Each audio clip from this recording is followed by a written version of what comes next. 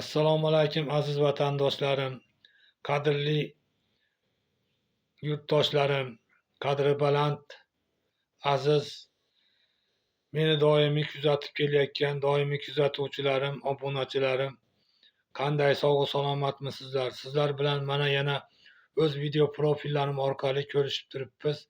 Sizlarga yangi yozgan she'rlarimdan bir ikkitasini o'qib eshittirmoqchiman. Buning sarlavhasi O'zbek millat qayda bor deb nomladim. Shuni o'qib bermoqchiman.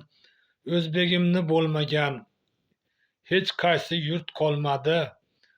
O'zbegimni ko'rmagan hech bir millat qolmadi. O'zbek bola chaqam deb ishlab sira tolmadi. Qayda bo'lsa o'zbek bor, behudaga u yurmadi. O'zbegimdek tirishqoq millat yana qayda bor? Har joyda naf keltirgan bunday millat qayda bor? Chust do'ppisi yarashgan, belda belbog'i mahkam, tavakkal qilur gardkam, bizdek millat qayda bor? Sabr qilur boriga, yaragaydur koriga, qizg'anmas pul doriga, bu o'zbegim qayda bor? Bir kun kelar o'zbegim, to'q bo'ladi o'ziga, bu shunchaki gap emas, ishon mo'min so'ziga.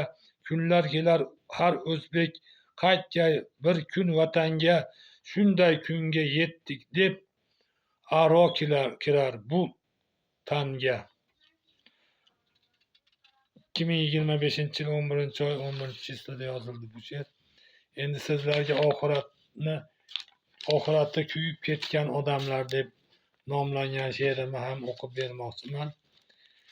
Ilmu amal qilib yurgan odamlar, qancha gunohlarga botgan odamlar, isitib sovutib yurgan odamlar, oxirati kuyib ketgan odamlar, Xudoyimdan qo'rqmay qabih ish qilur odamlar ko'nglini ular tiqsiz tilur. Oxirat o'ylamay yurgan odamlar, boshiga balolar solgan odamlar, faqat yomonlikni o'ylaydi ular, o'zi to'ysa ko'zi to'ymaydi bular. Vaqti kelsa ular qandayin o'lar, yetti pushti kuyib ketgan odamlar, ko'zlarini yog'lar bosgan odamlar, oxiratda tilidan osilgan odamlar. Mo'min Umurzoq 2025-yil 11-oy 11-chislida yozildi bu she'r. Endi sizlar bilan xayrlashaman. Xonadoningizda tinchlik, totuvlik, xonadoningizda hamisha fayz baraka bo'lsin. Yana qayta video profillarim orqali ko'rishguncha xayr, sog' salomat bo'linglar. Meni qo'llab-quvvatlaganlar qo'llari dard ko'rmasin.